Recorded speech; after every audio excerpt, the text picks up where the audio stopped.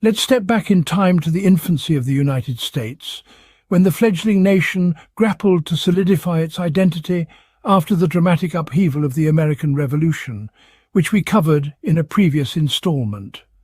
This period was defined by fragile stability and contradictions, as the country still struggled to transform the bold revolutionary ideals of liberty, equality, and self-governance into functional governance. Our journey unravels a pivotal chapter in this complex history, the Whiskey Rebellion of 1791 to 1794.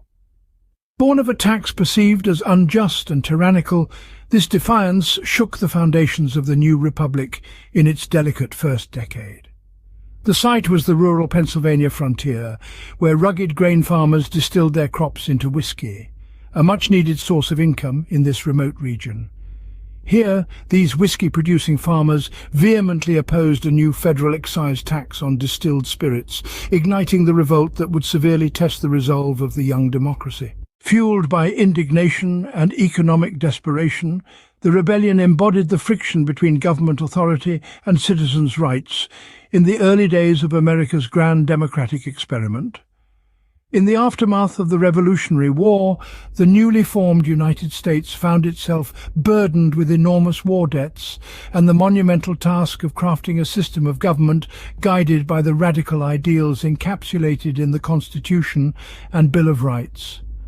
This decision was met with great displeasure and outcry, especially among the isolated frontier grain farmers of western Pennsylvania, Maryland, Virginia, and Kentucky. For these settlers, whiskey distilled from surplus grain was more than just a drink. It was a valuable cash crop, a compact means of transporting grain across the Appalachians, and even a makeshift currency in itself. The sudden excise levy, which had to be paid in scarce cash, felt like a direct assault on their livelihoods, an overextension of federal power that hit them where it hurt. Defiance sprouted and flourished along the frontier. In Pennsylvania, public rallies denounced the tax as unconstitutional. Protests seeped into daily life as farmers stubbornly refused payment of the tax, intimidated and threatened excise officers, and taunted those complying with federal law. This growing rural unrest laid the foundation for what would steadily build into the event known as the Whiskey Rebellion. Simmering tensions reached a boiling point. The rebellion provides a stark illustration of the fragile contradictions nestled within the heart of the infant United States. It exposes the uneasy balance between the enlightened principles championed during the American Revolution: liberty, self-rule, equality. The nation had been born from colonial protests and riots against excessive British Parliament taxes on everyday items like tea and paper. The rallying cry, "No taxation without representation," had stirred the colonists to revolt, sparking the Revolutionary War. Yet now, barely a decade later, here was the new American Congress echoing a similar distant, unjust decree. The irony was glaring. Despite the lingering revolutionary spirit, and many leaders themselves being veterans of the revolution, this paradox revealed hypocrisy within the young democracy. The whiskey tax and subsequent violent rebellion revealed the contradictions at the heart of the American experiment. High-minded ideals struggling with political and economic realities. Having waged a war for liberty and self-governance, the nation's leaders now implemented the very same patterns of taxation without representation, triggering a rebellion that embodied the ideals they supposedly fought for. This conflict, brought into such sharp focus by the Whiskey Rebellion, would force a resolution to a critical question. To what extent could the federal government impose taxes and exercise power over its citizens' lives? The forthcoming federal response would offer a forceful answer.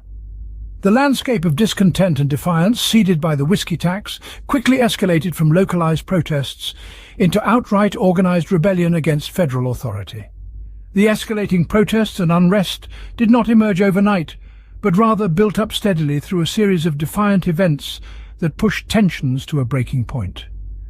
In September 1791, tensions erupted when a mob of distillers in western Pennsylvania seized tax collector Robert Johnson, tarring and feathering him and leaving him for dead.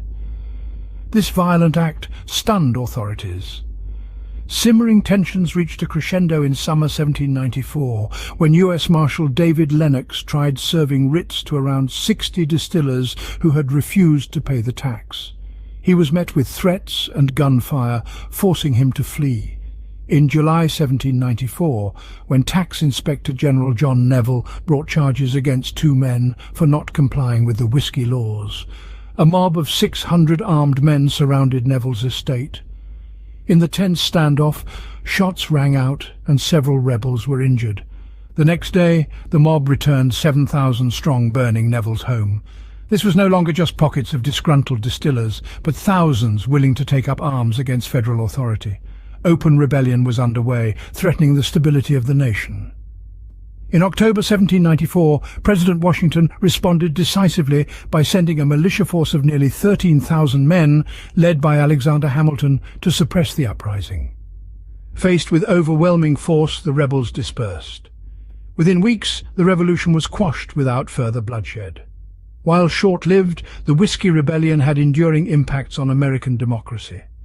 It established federal law as supreme over local resistance. It demonstrated the power of the federal government to maintain stability against internal disorder, and it provided an early test of the nation's constitution in action to determine the relationship between citizens and central authority. Most significantly, it highlighted the innate contradictions and paradoxes within America's founding identity between professed democratic ideals and political realities. This tension between government power and citizens' rights, so prominently reflected in the story we have covered today, remains deeply intertwined with America's character today. The whiskey tax joins a long legacy of unpopular taxes sparking dissent, from the 1765 Stamp Act to the modern day. It ultimately forced a resolution to strike a proper balance of power between government and citizens. More than a minor tax dispute, the rebellion encapsulates the eternal struggle to reconcile democratic ideals and principles with functional governance. This complex balancing act remains at the heart of the American experiment and serves as a critical reminder that the past was the worst,